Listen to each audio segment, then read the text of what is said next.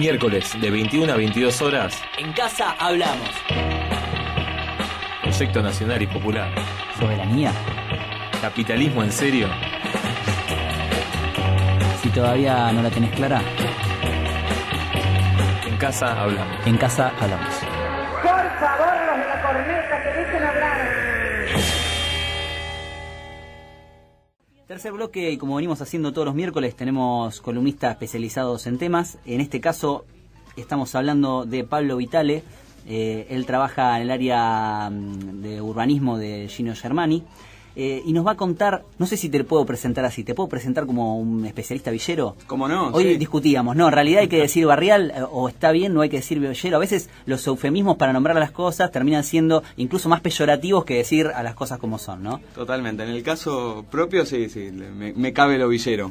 Bien, bárbaro. Entonces, con el villero Pablo que estamos hablando, y también de este lugar en general, cuando hablamos de la villa, por supuesto de este lugar desde el que uno está parado cuando se sienta a hablar, que es quizás el de un espacio que está alejado, o sea, yo no vivo en la villa, entonces uno construye imaginarios colectivos en los cuales se habla una idea de lo que tenemos de la villa y a la vez de una idea de lo que se hace o qué políticas se llevan adelante. Sí.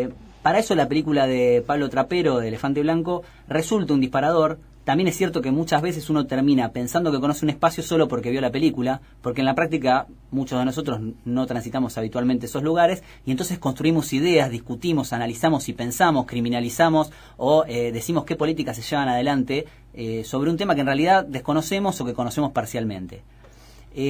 Todo esto para introducir que vamos a hablar un poco del tema y que por supuesto me voy a poder dar el placer de hacer estas pequeñas preguntas pequeño burguesas de la película, de si esto es así o no es así.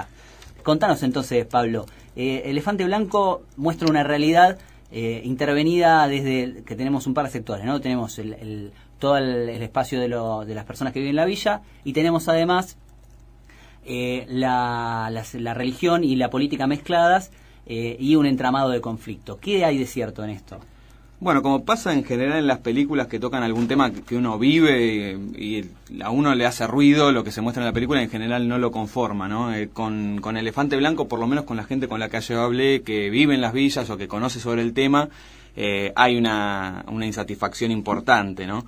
Y tienen por ahí que ver con algunos de estos mitos sobre lo villero que en la película se siguen sosteniendo, ¿no? Hay otras cuestiones que por ahí aparecen, digamos, hay cierta realidad de la cotidianidad de la villa que aparece, hay este vínculo entre los de afuera y los de adentro que está bien manejado y que aparece, y sobre todo me parece saludable esta cuestión de que abre el debate, de que la gente siente que por lo menos de algo más de lo villero participa, que ya es un paso adelante, ¿no?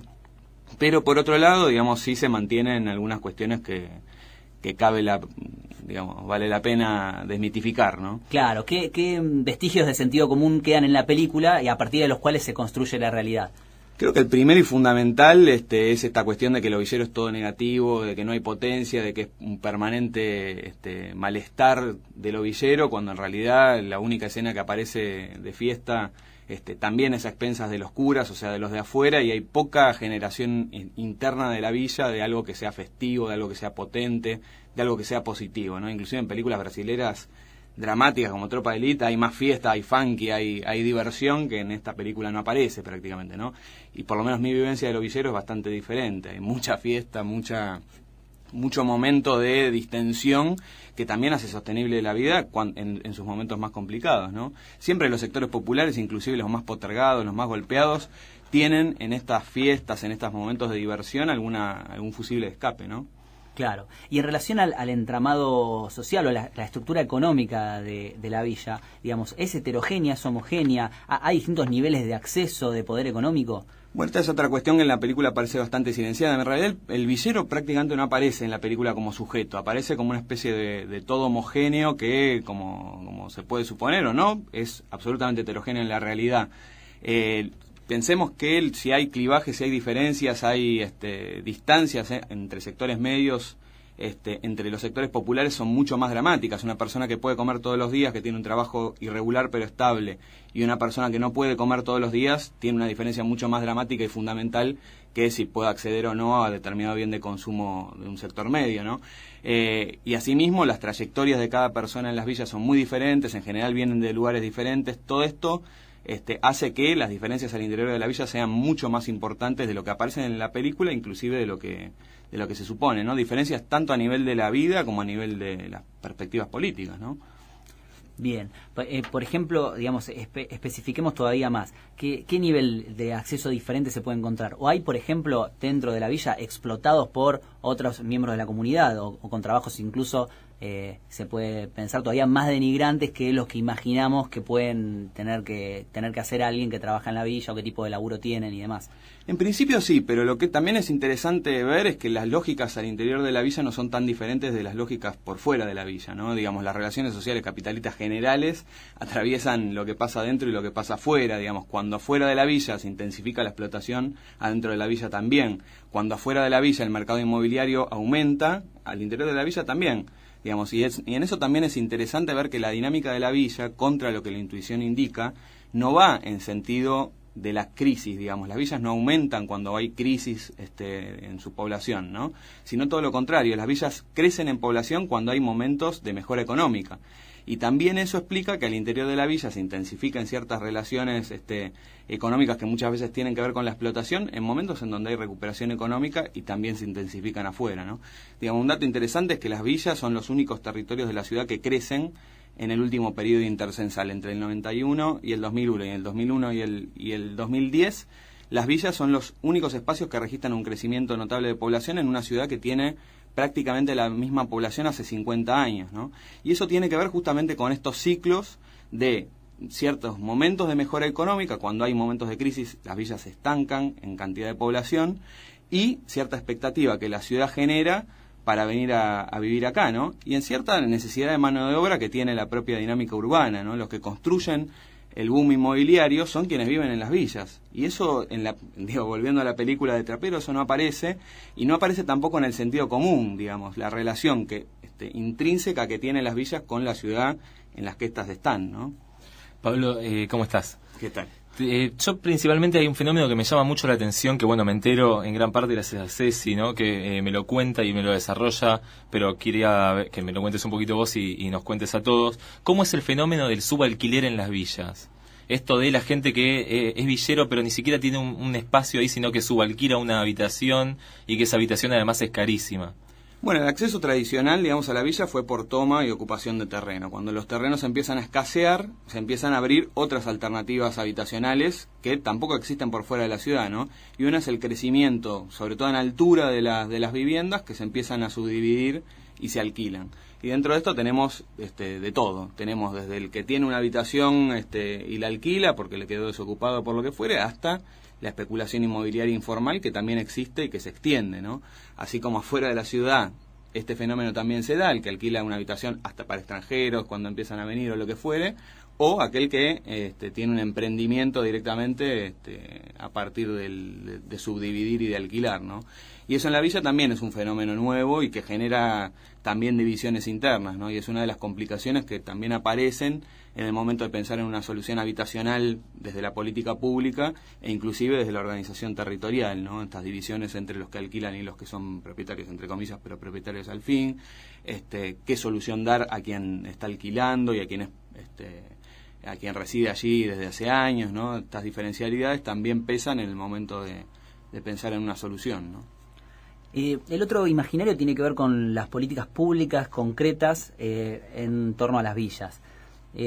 Cuando hablamos del macrismo o cómo opera el macrismo dentro de la realidad cotidiana de la villa, ¿de qué podemos hablar? ¿Esto refleja o se refleja lo que se dice en los medios en general de lo que sucede en la práctica? ¿No se refleja o desde qué lugares?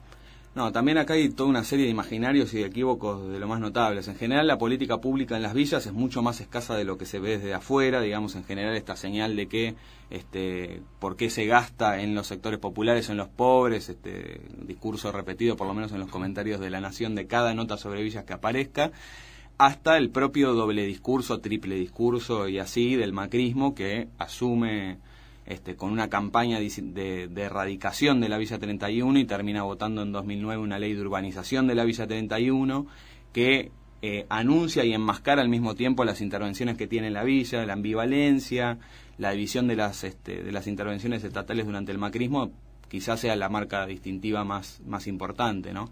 Y al mismo tiempo la política punteril desarrollada en un extremo también, que por lo menos yo desde los 13 años que laburo en la 31 tampoco nunca vi, digamos, la discrecionalidad en el reparto de determinados beneficios sociales estatales. El criterio con el que se distribuyen, inclusive territorialmente, estos recursos es bastante novedoso, ¿no? Pero abstrayendo un poco la medida, alejándonos un poco del periodo macrista, tampoco vemos intervenciones estatales demasiado defendibles desde gestiones anteriores, ¿no? Y eso también hace que la marca distintiva que le imprime el macrismo tenga continuidad en la poca y errática política estatal que se ha destinado a las villas históricamente, ¿no? Sobre todo, por lo menos, desde el periodo postdictadura hasta acá. Bien, y por último, en relación a la intervención de la Iglesia dentro de las villas, ¿cómo opera eso en relación a lo que se ve en la película y lo que en la práctica más o menos sucede? Por supuesto, en modo genérico, porque entendemos que en cada espacio en particular suceden y se efectúan prácticas diferentes, ¿no?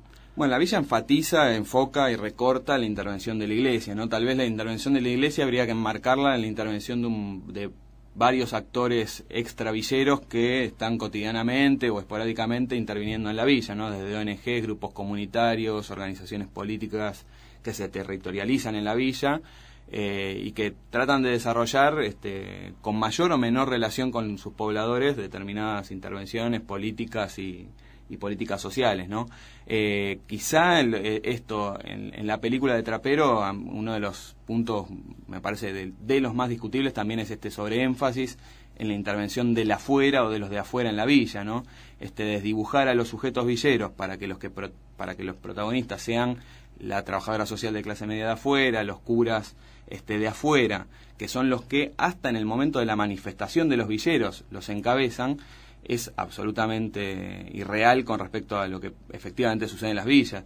Si hay algo que tienen claro quienes viven en una villa es cómo manifestar y reclamar por lo que les corresponde, ¿no? Y no necesitan de nadie de afuera, entre comillas, para hacerlo, ¿no?